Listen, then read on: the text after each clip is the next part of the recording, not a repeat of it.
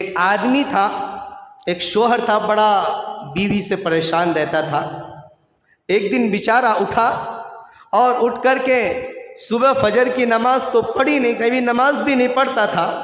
लेकिन जब एक दिन झगड़ा खूब हुआ रात में, तो उठा और मुसल्ला बिछाया। मुसल्ला बिछा करके खूब रोने लगा और दुआएं करने लगा, या अल्लाह अब तो मैं ज़िंदगी से तंग आ चुका हूँ, मुझे इस दुनिया से उठा ले। तो बीवी जो सामने बैठकर देख रहे, अरे ये तो कभी फजर की नमाज नहीं पढ़ता, आज क्या हो गया, ये सुबह उठ करके मुसल्ला बिछा करके बड़े रो धो करके दुआ मांग रहा है और ये कह रहा है अल्लाह मुझे इस दुनिया से उठा ले, मैं ज़िंदगी से तंग आ चुका हूँ। बीवी कहा कि अच्छा ये ऐसा करता तो मैं भी ऐसा करूँगी।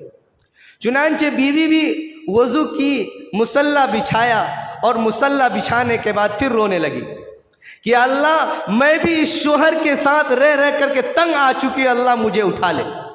लेकिन एक बात याद रखना, शोहर जब दुआ करता है तो उसको रोना जल्दी नहीं आता, और औरतों को जो फौरन रोना आ जाता है, ऐसा लगता है कि औरतों के आंखों में पानी की टंकी लगा दी अल्लाह ने।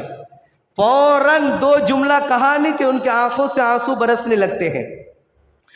तो जब औरत भी दुआ करने लगी, मर्द को तो रोना आया नहीं और अल्लाह को रोना बहुत पसंद है, तो देखा कि मेरी बीवी भी बाजू में बैठ करके दुआ कर रही कि अल्लाह मैं शोहर की ज़िंदगी में रह करके तंग हो चुकी हूँ, अल्लाह मुझे इस ज़िंदगी से छुटकारा दे दे, मुझे उठा ले।